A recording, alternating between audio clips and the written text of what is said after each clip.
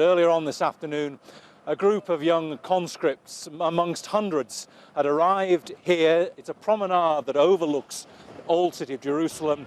Just 2 weeks ago, there were 4 young Israelis killed by a crazy driver who raided a vehicle through a crowd.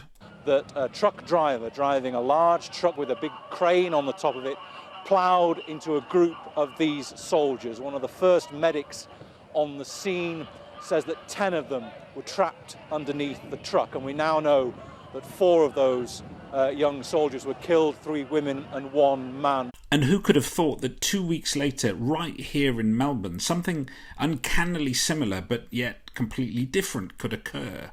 This was the first sign of the carnage that was to follow. Sadly, a crazed individual, and that's all we can imagine him to have been, had been on a spree for some time, stabbing and driving erratically, as he was seen by this reporter in rather peculiar circumstances moments before the worst was to follow. A driver doing burnouts at one of Melbourne's major intersections. At one stage, 2 witnesses appeared to try to hit the man who was hanging out the car window.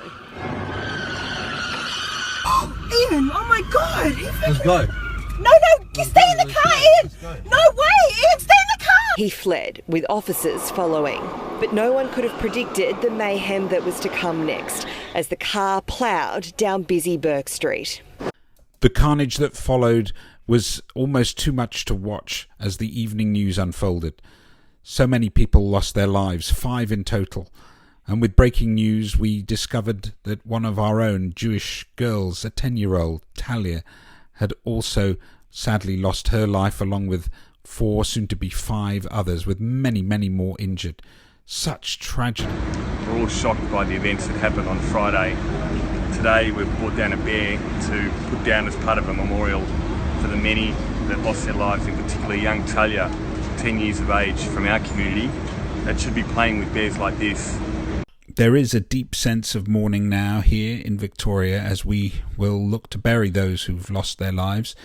And whilst those around us look to support as many as we can, there are also those overseas who share the grief felt by the families left behind.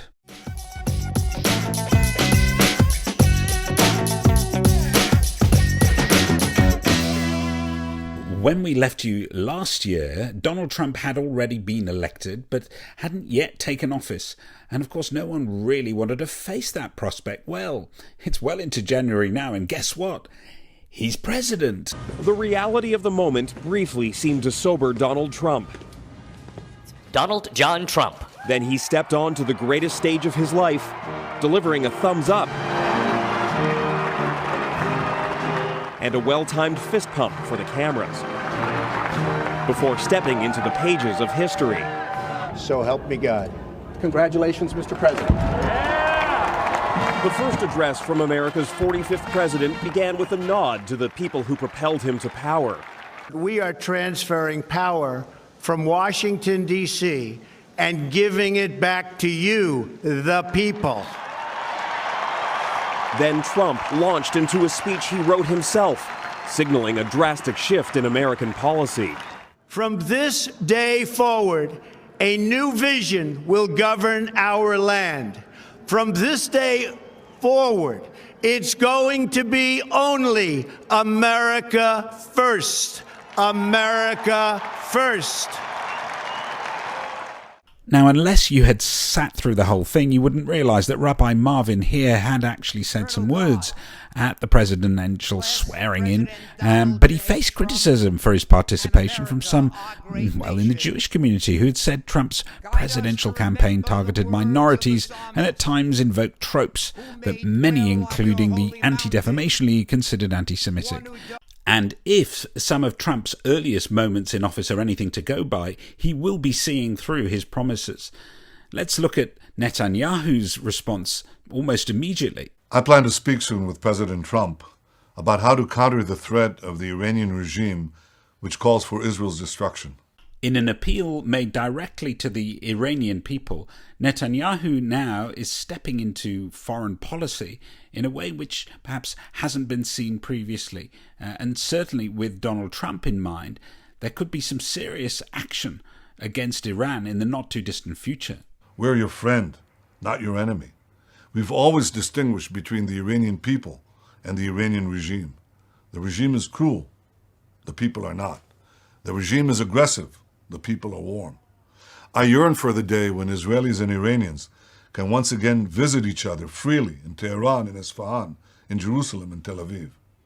In a world of global politics which is likely to become very personal, I wonder what the relationship's going to be like between Netanyahu and Trump.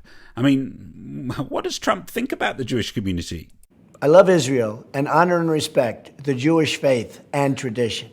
And remember, he very clearly said this. We will move the American embassy to the eternal capital of the Jewish people, Jerusalem.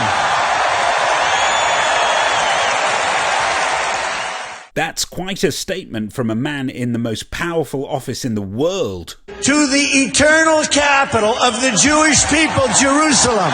Of course, a million women have walked against Trump immediately after his election. There's so many people who never actually thought he would even get there. Unconventional? Will people who love him love it? Yeah, but will it get him anywhere close to becoming the nominee or the president of the United States? I think not. I think there is a vein for him to tap, and he's going to get some serious votes. He can't win, but he can get a lot of votes. Of course, a lot of people still asking themselves, why did this happen? But in fact, what I've discovered is that it wasn't the politicians that got Donald Trump elected. It was just the people. Who dislikes Donald Trump? Are you talking to the camera or are you talking to us? There we go! Hate speech! Yeah! Isn't it great to be alive? What's good? What's good? It's the government who plays the race card. It's the government who plays the race card. I am voting for Donald Trump. I don't give a fuck.